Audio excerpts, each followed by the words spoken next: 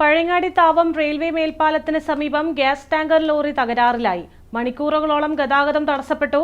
ശക്തമായ മഴയും ഗതാഗതക്കുരുക്കും കാരണം യാത്രക്കാരും നാട്ടുകാരും വലഞ്ഞു. രാവിലെ മംഗലാപുരത്ത് നിന്നും പാലക്കാട്ടേക്ക് പോവുകയായിരുന്ന ഗ്യാസ് ടാങ്കർ ലോറിയാണ് പഴയങ്ങാടി താവം റെയിൽവേ മേൽപ്പാലത്തിന് സമീപം യന്ത്രത്തകരാറിനെ തുടർന്ന് റോഡിൽ കുടുങ്ങിയത്. ലോറി റോഡിൽ നിന്നും മാറ്റാൻ കഴിയാതായതോടെ ഇതുവഴി ഗതാഗതം സ്തംഭിച്ചു. കിലോമീറ്ററുകളോളം വാഹനങ്ങളുടെ നീണ്ട നിര രൂപപ്പെടുകയും ചെയ്തു. ജോലിക്കും മറ്റ് ആവശ്യങ്ങൾക്കുമായി യാത്ര ചെയ്ത നൂറുകണക്കിന് ആളുകളാണ് വഴിയിൽ കുടുങ്ങിയത്.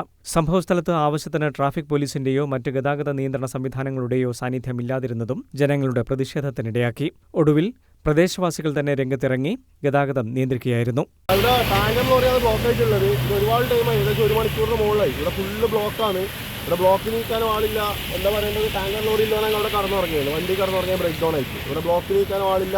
ഇവിടെ വണ്ടി ഭയങ്കര ബുദ്ധിമുട്ടിലാണ്. ഫുള്ള് ബ്ലോക്കാണ്. പഴയങ്ങാടി ബസ് സ്റ്റാൻഡ് വരെ ബ്ലോക്ക് ആയിട്ടാണ് ഉള്ളത്. അപ്പോൾ ഇതിന് പെട്ടെന്നൊരു നടപടി കൂടെ വന്നിട്ട് ഇതിന് വേണ്ടപ്പെട്ട ആളൊരു നടപടി എടുക്കാം. ഇതിനിടെ പ്രദേശത്ത് പെയ്ത ശക്തമായ മഴയും ഗതാഗതക്കുരുക്കും കൂടിയായതോടെ പഴയങ്ങാടി മേഖലയിൽ യാത്രക്കാർക്ക് വലിയ ബുദ്ധിമുട്ടാണ് നേരിടേണ്ടി വന്നത്. News bureau, Pazhayangadi.